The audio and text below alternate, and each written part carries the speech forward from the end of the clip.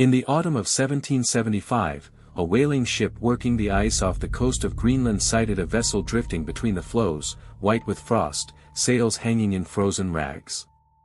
The whaler's captain hailed her and got no answer, so he sent a boarding party across the ice, and what those men found in her cabins made them refuse, to a man, to ever set foot on her again.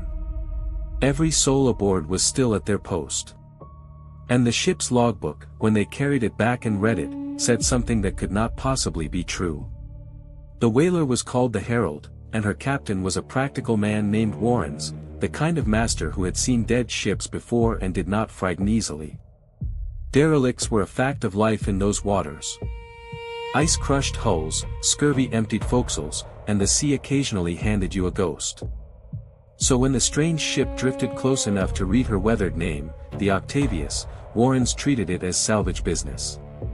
He picked 8 men, crossed to her in the ship's boat, and climbed aboard a deck that had not felt a living footstep in a very long time.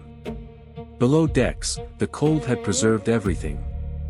The crew, 28 men, were in their hammocks and at their stations, frozen where they lay, wrapped in blankets, some with their arms still folded across their chests. There had been no violence and no panic. They had simply grown cold and stayed cold. In the captain's cabin, the boarding party found the master of the Octavius seated at his desk, pen still in his hand, leaning back in his chair as if he had paused to think of the next word. In the berth behind him lay a woman, and beside her, a boy. And on the desk, under the captain's frozen hand, lay the logbook. Warrens took the log and left everything else.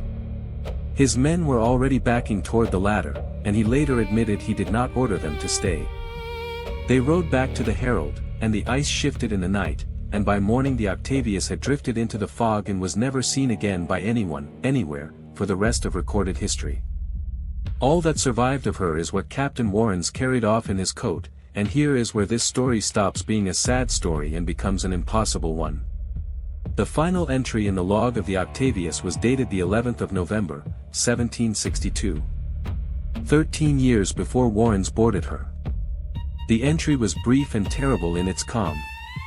It recorded that the ship had been trapped in the ice for 17 days, that the fire had gone out the day before and the mate's efforts to relight it had failed, and that the captain's son had died that morning. The handwriting is steady. It ends without alarm, mid-thought, the way a man stops writing when his hands are too cold to continue. And it gives the ship's position. That position is the problem. The Octavius, according to her own log, was frozen into the ice north of Alaska, on the far Pacific side of the Arctic, some 4,000 miles from where Warrens found her drifting off Greenland. Between those 2 points lies the Northwest Passage, the ice-choked labyrinth over the top of the American continent that men had been dying to find a way through for 200 years, and would keep dying in for nearly a century and a half more. No ship had ever sailed it. The first confirmed crossing would not happen until 1906, and it would take Roald Amundsen 3 years with a purpose-built vessel. Which means that if the log is honest, the Octavius did it first. She entered the passage from the west, was seized by the ice, and her crew froze at their posts in November of 1762.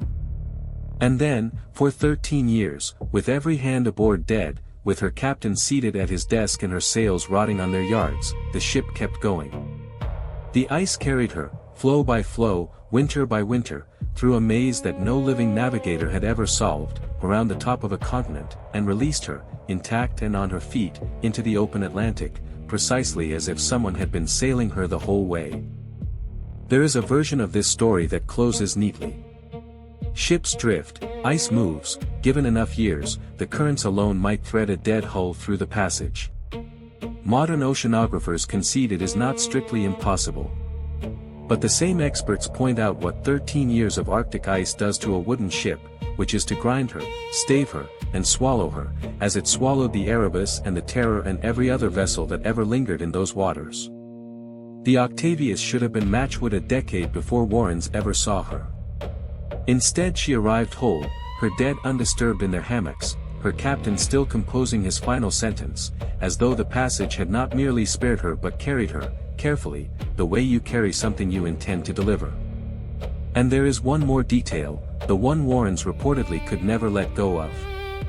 When his boarding party first entered the captain's cabin, one of the men, before anyone understood what they were looking at, tried to take the logbook from under the frozen captain's hand, and the brittle middle pages crumbled and scattered, so that only the first entries and the last survived. The years in between, the 13 years, whatever the log might have said about them, were destroyed in that moment and lost forever. We have the beginning of the voyage and we have the end of it. The part where a dead ship learned a route that living men would spend another 130 years failing to find, the part that could have explained everything or made it infinitely worse, fell to pieces at the first touch of a living hand. The Octavius was never found.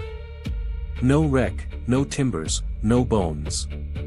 Somewhere in the cold record of the 18th century there is a ship that completed the greatest voyage of her age with no one alive at the wheel, and the only witness we have is a logbook that ends in 1762, in steady handwriting, 4,000 miles from where the pen was finally pried from the writer's frozen hand, 13 years after he stopped, mid-thought, to think of the next word.